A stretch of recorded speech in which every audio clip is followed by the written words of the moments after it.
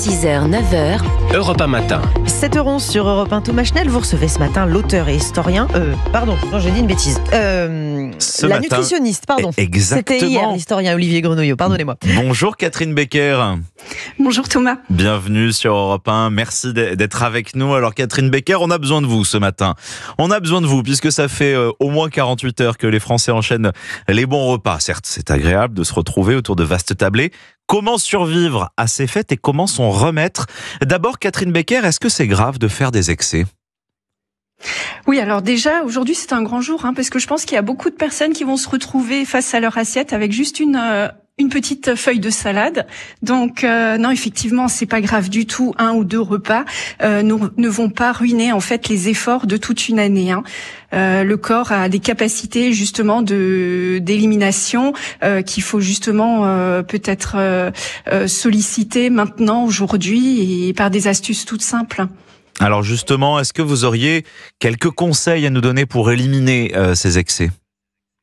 Alors pour les éliminer, déjà aujourd'hui on peut prévoir de faire une séance de sport. Alors je sais, pour beaucoup l'excuse, il fait froid, l'envie n'est pas toujours au rendez-vous, mais peut-être une marche en famille ou alors un petit footing, enfin suivant les capacités de chacun. Et puis aussi peut-être faire une pause sur l'alcool entre les deux fêtes. Donc le problème souvent des repas festifs, c'est que ils sont souvent bien arrosés, il y a de multiples repas qui se suivent. Donc voilà, peut-être boire un verre de jus de citron aussi le matin à jeun avec de l'eau tiède. Oui, bien sûr, ça permet de diluer les graisses, de faire fonctionner, d'aider le foie à bien fonctionner. Et puis surtout d'avoir un équilibre, c'est-à-dire les efforts, c'est sur toute une année, c'est pas juste sur un jour, une semaine, ni un mois, surtout pas de régime, mais de bien reprendre un équilibre. Et alors le conseil que j'aime donner, c'est après un repas de fête, c'est une petite journée ou un repas qu'on va sauter. C'est pas du tout dramatique pour l'organisme, mais quand on mange beaucoup, on remarque que le repas qui suit, on n'a généralement pas faim. Donc il faut surtout pas se forcer, il faut écouter son corps.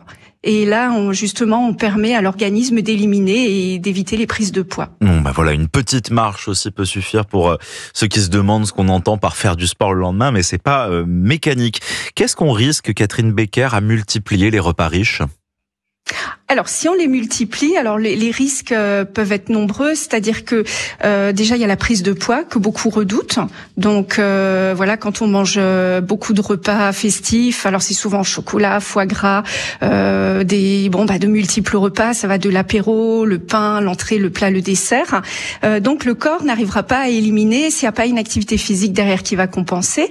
Donc quand on a les apports qui dépassent nos besoins, le corps va fabriquer de la graisse pour stocker les calories en trop.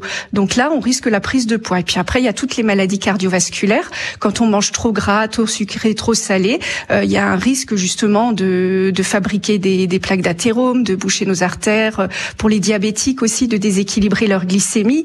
Voilà, donc les risques peuvent être multiples. Mais voilà, ce que je recommande toujours, c'est de respecter sur une semaine la règle des 80-20. C'est-à-dire sur 80% de la semaine, on mange équilibré. Donc c'est très simple, c'est un petit calcul mathématique. Il y a 14 repas, midi et soir. Donc 80% et 20% d'écart. Donc 20%, ça représente 2-3 repas.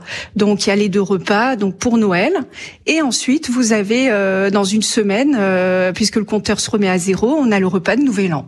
Et là, si on respecte cette règle toute simple, en général, on s'en sort très bien. On retient 80-20. Catherine Becker, à quels signaux devons-nous être attentifs, les signaux envoyés par notre corps quand on fait ces excès-là ? Alors tout d'abord, la sensation d'avoir trop mangé. C'est très, on le ressent quand on mange trop, on devient nauséeux, l'estomac il est rempli à 200%. Alors ça vient de quoi? Ça vient souvent que on n'arrive pas à dire non.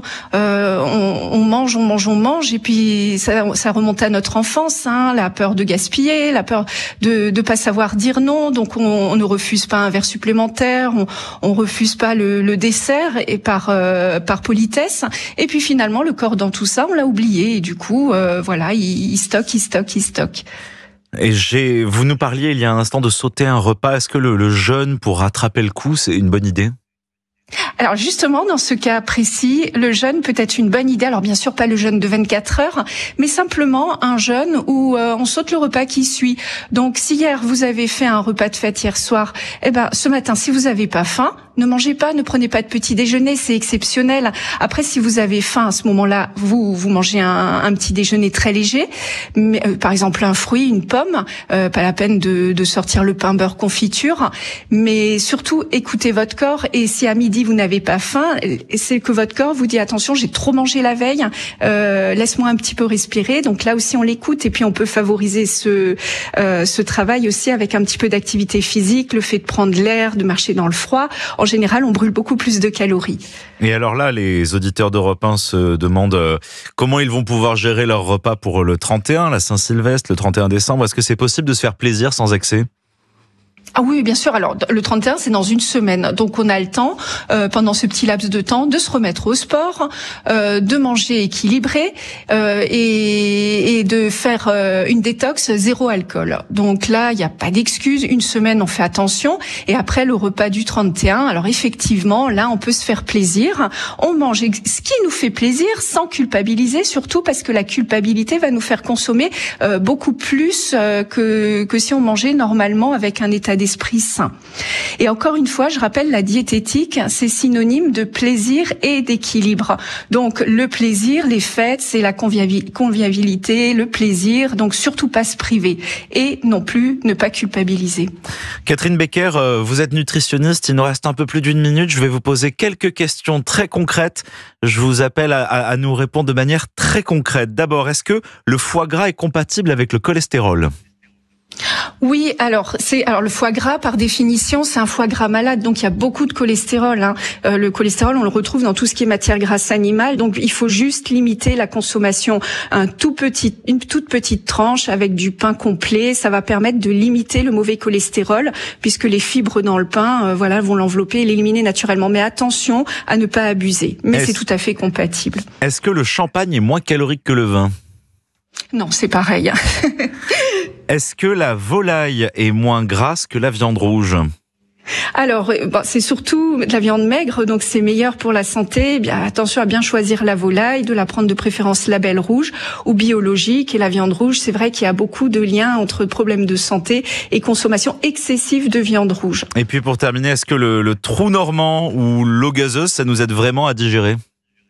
Non, c'est plus une excuse, mais c'est vrai que alors l'eau gazeuse, c'est des bulles, donc ça permet de soulager spontanément, mais par contre, c'est pas ce qui va nous aider le plus à digérer. Ça va être sur l'année de faire attention, d'avoir un bon équilibre. Les meilleurs conseils d'une professionnelle. Merci beaucoup, Catherine Becker. Merci. Nutritionniste.